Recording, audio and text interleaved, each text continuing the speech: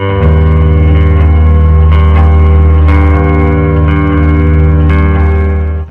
umaga mga kaibigan, latest weather update po tayo, March 17, 2024, araw po ng linggo.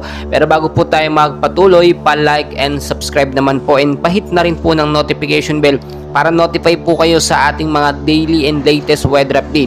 So mga kaibigan, ngayong umaga po ng linggo, may hypnosis po tayo galing sa Pag-asa. Kaya yung mga alis, no, makinig po kayong mabuti. May northeast monsoon po tayo or hanging amihan na binabantayan po dito sa extreme Northern Luzon. Kasama po niyan yung easterlies or yung mainit na hangin galing po sa Karagatang Pasipiko na siya naman po nakakaapekto sa ilang bahagi po ng ating bansa. Forecast weather condition po natin narito po, no. So yung mga lugar po na apektado ng hanging amihan at yung easterlies, makinig po kayo, posible po magkaroon ng pag-uulan bandang hapon.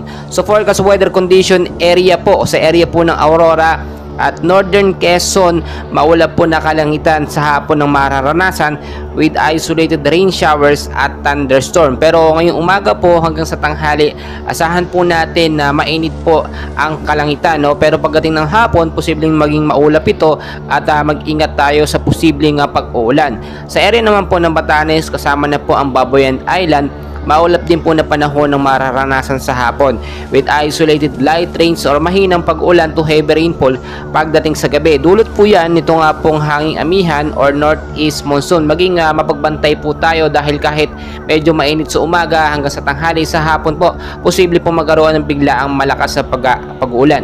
And ayon sa Pag-asa, wala po itong significant impact, pero magdala na rin po tayo ng payong jacket, kapote kung tayo po ilalabas ng ating mga kabahayan. Sa area naman po ng Metro Manila, kasama na po ang ilang bahagi ng ating bansa, weather condition maulap pa rin po sa hapon ng mararanasan with isolated rain showers at thunderstorm, no, posible sa gabi. Dulot po yan ng easterlies, kasama po ang localized thunderstorm na nandito pa rin po sa ating bansa, especially po sa extreme Northern Luzon. Wala naman pong bantanong impact yan, no? Pero mag-ingat na rin po tayo in case magkaroon ng pag-uulan doon po sa mga landslide prone areas at doon din sa mga flat area o yung mga binabahang lugar po. Mga kaibigan, ayon sa Pag-asa, wala pa naman po tayong bagyong binabantayan sa loob ng Philippine area press possibility.